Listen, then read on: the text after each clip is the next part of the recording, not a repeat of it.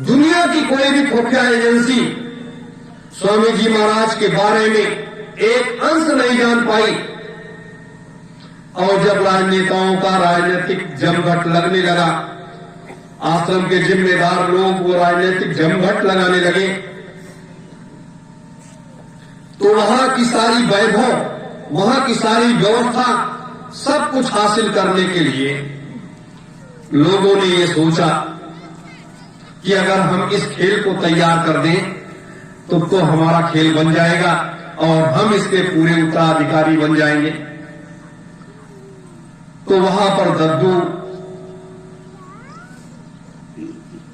दद्दू जी और चरण सिंह जी और शिवपाल सिंह जी, 3 लोगों ने मिलकर के इस खेल को तैयार किया, इस योजना को बनाया।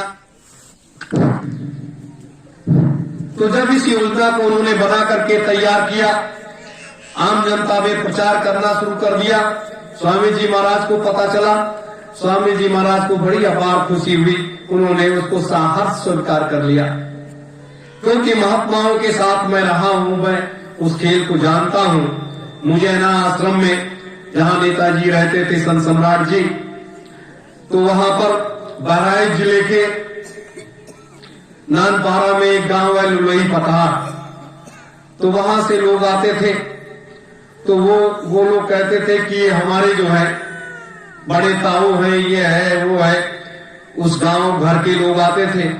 तो उनसे बड़े प्रेम से संत सम्राट जी उनका हालचाल, तमाम नाते रिश्तेदार उनका भी हालचाल पूछते थे। तो वो लोग कहते थे कि हमारे घर के हैं, और ये सेना में गए थे, घर से भाग गए थे, फिर सेना में शामिल हो गए, उसके बाद साधु हो गए। ये कहानी बनी। और जब भंडारी बाबा ने ये बयान दिया फैजाबाद में कि संत सम्राट ही असली नेताजी सुभाष चंद्र बोस है, तो सरकार ने खंडन कराने के लिए वहां एक अयोध्या में एक मठ है, तो उस मठ के लोगों को खड़ा कर दिया और कहा कि वो संत सम्राट नेताजी नहीं है, ये तो हमारे मठ में साधु थे और उसके बाद यहां से चले गए और उन्होंने ये सब कर लिया, वो हमारे मठ के हैं। फिर अम्बेडकर नगर के एक रावत बिरादरी के, पासी बिरादरी के लोग आने लगे, उन्होंने ये कहा ये हमारे मामा है। स्वामी जी महाराज ने उनको, संत सम्राट जी ने उनको स्वीकार कर लिया। जब वो मामा कहने लगे कि हमारे मामा लगते हैं रिश्ते में, तो उनसे भी हाल चाल बड़े प्रेम से पूछने लगे कि वो भला वो कैसे हैं, वो कैसे हैं, वो कैसे हैं। तो लोग वहां रहने लगे, ये तो हमारे नाते रिश्तेदार हैं। इस तरीके से महात्मा जो है वो बड़े होशियार होते हैं, बड़े चालाक होते हैं, और वो अपने तमाम घरों को बना लेते हैं, लेकिन अपने असली घर को हमेशा छुपाए रखते हैं। क्योंकि असली घर इसलिए छुपाए रखते हैं कि असली घर का जब पता सरकार को चल जाता है या दुनिया को चल जाता है, तो सरकार क्या करती है कि उस घर को खोदना शुरू करती है।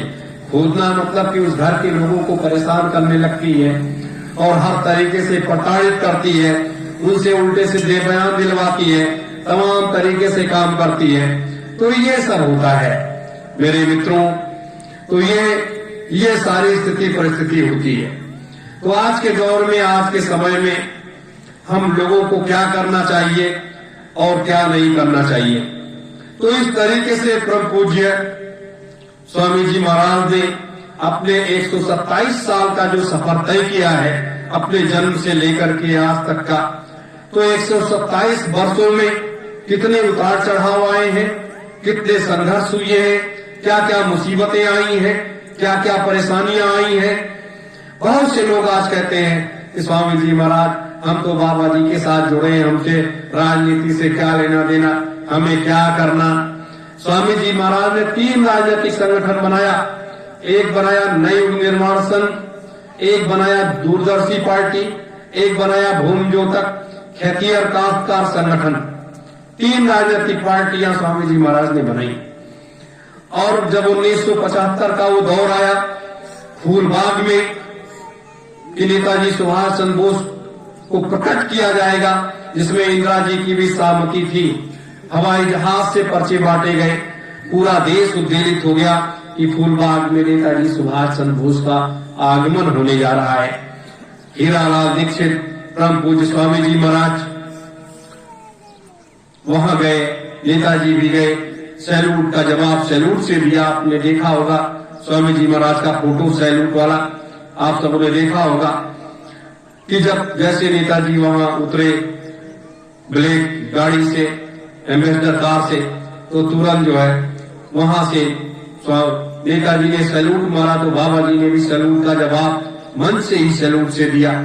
तो ये सब चीजें होती गई। उसके बाद देश में एक इमरजेंसी आपातकाल की स्थिति बन गई। स्वामी जी महाराज ने खुलेआम कहा कि राशन दो तब भाषण दो। बाबा की मौज हो गई, बच्चों को सिंहासन दो। ताल तलैया चले गए चकबंदी में, जागो भारत के वीर जवानों चले गए नसबंदी में। क्या क्या नारे दिए और जम करके सरकार का विरोध किया। इंदिरा सरकार का जम करके बाबा जी ने विरोध किया। उनको भी जेल में डाल दिया गया और हजारों हजारों लोगों को जेल में डाल दिया गया। आप विचार करो, एक राष्ट्र भक्त संत के ऊपर कितना अत्याचार किया गया, क्या क्या हुआ। 23 मार्च 1977 को स्वामी जी महाराज को जेल से छोड़ा गया, जो उसे मुक्ति दिवस के रूप में पूरे देश में संगत अपनी जो परिवार है, जय गुरुदेव परिवार है, वो लोग बड़े धूमधाम के साथ मनाते हैं कि इसीलिए स्वामी जी महाराज जेल से छूट करके आए थे। तो ये कितना संघर्ष किया,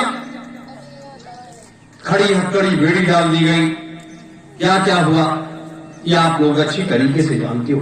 तो एक संत के ऊपर कितना बड़ा अत्याचार श्रीमती इंदिरा गांधी जी ने किया था, कितनी आपदाएं दी थी, क्या क्या किया था, और उसका परिणाम आपने देखा कि क्या हुआ। उसका परिणाम आप सबों ने देखा। मेरे प्रेमीजनों, इसलिए परम पूज्य स्वामी जी महाराज ने वैसे नारा नहीं दे दिया कि कलयुग में कलयुग जाएगा और कलयुग में सतयुग आएगा। कहा 1000 वर्ष के लिए सतयुग आएगा। जंगलों में, पहाड़ों पर, पुलों बांधों पर, घरों पर अपने परिवार के लोगों ने कितनी मेहनत किया। कलयुग जा रहा है, सतयुग आ रहा है, कलयुग जाएगा, सतयुग आएगा। दीवार पर लिख डाला, लाखों लाखों कंठ चिल्ला पड़े, लेकिन सतयुग आया नहीं और कलयुग गया नहीं।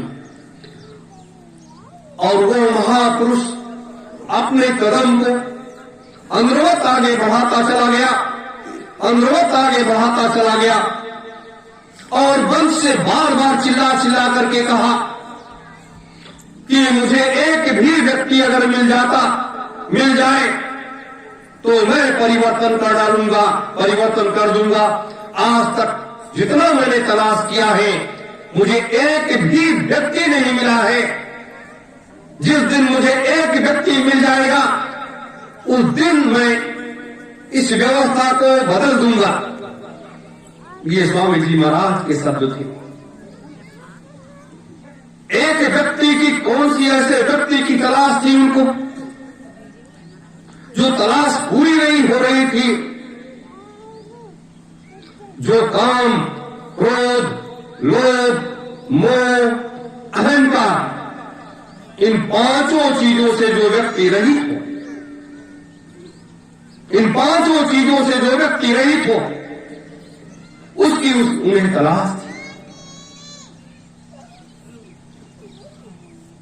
और जिसके अंदर तप बल हो, ज्ञान हो, भक्ति हो, वैराग्य हो और सुचिता भरा प्रेम हो, वात्सल्य का भाव हो, उस व्यक्ति की उनको तलाश थी।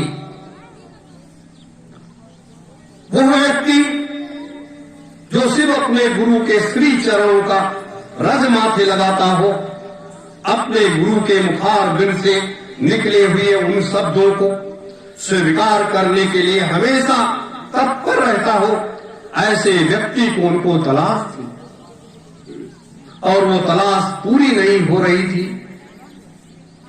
इसलिए वो रास्ते दर रास्ते तय करते चले जा रहे थे। पूरे हिंदुस्तान में नहीं, पूरी दुनिया में उन्होंने खोजने का प्रयास किया, आवाज लगाया, लोगों ने आवाज में आवाज मिला दिया, लेकिन दीपक का प्रकाश वो अपने प्रकाश को फैलाता है, और एक दीपक ये होता है कि उसमें थोड़ा सा अपने लोगों ने घी डाला, और जब उसका घी का तत्व खत्म हो गया तो वो दीपक बुझ गया। तो इस माया रूपी संसार में जितने भी लोग साथ में लगे भी थे, वो भी मायापति बनना चाहते थे, माया रहित नहीं बनना चाहते थे, वो मायापति बनना चाहते थे। तो मायापति जब वो बनना चाहते थे, पूज्य गुरुदेव ने देखा ये सब मायापति बनना चाहते हैं, इनके अंदर न ज्ञान है, न भक्ति है, न वैराग्य है और न शक्ति है। ये सब एक ही चीज चाहते हैं, और उस चीज की व्यवस्था इनको दे दिया जाए और ये लोग उस कार्य को करना शुरू कर दें। तो वो चीज उनको मिल गई, और जब वो चीज उनको मिल गई, उन लोगों ने एक ही झटके में आवाज लगा दिया कि परम पूज्य स्वामी जी महाराज की तो मृत्यु 18 मई 2012 को होगी। एक आवाज उन लोगों ने एक स्वर से लगा दिया, और लोगों ने उस उतने बड़े साम्राज्य को, उस व्यवस्था को हासिल कर लिया और अंगीकार कर लिया, और पूज्य गुरुदेव को एक किनारे कर दिया। और वो उनकी भी ये रहस्यमयी लीला थी, वो भी यही चाहते थे कि जब अगर मैं कोई व्यवस्था अलग से करूंगा तो ये सारे लोग इतना बड़ा जो पक्ष बना करके तैयार किए हैं, अलग अलग लोगों को तैयार कर रखा है, ये सारे लोग विरोध करना शुरू कर देंगे।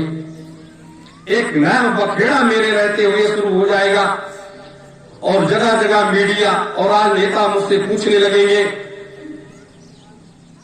तो उससे बचने के लिए उन्होंने एक ऐसा खेल खेला, और इसके लिए पहले से भी कहते थे कि मैंने ऐसा जाल फेंका है कि बड़े बड़ी मछलियां, बड़े बड़े घड़ियाल सब हमारे जाल में फंस जाएंगे, छोटी मछली बड़ी मछली सब फंस जाएंगे, और कोई भी उस जाल बचने वाला नहीं है। तो उस जाल में सारे लोग फंस गए, और सारे धर्मावलंबी लोग फंस गए, देश के सारे राजनेता फंस गए।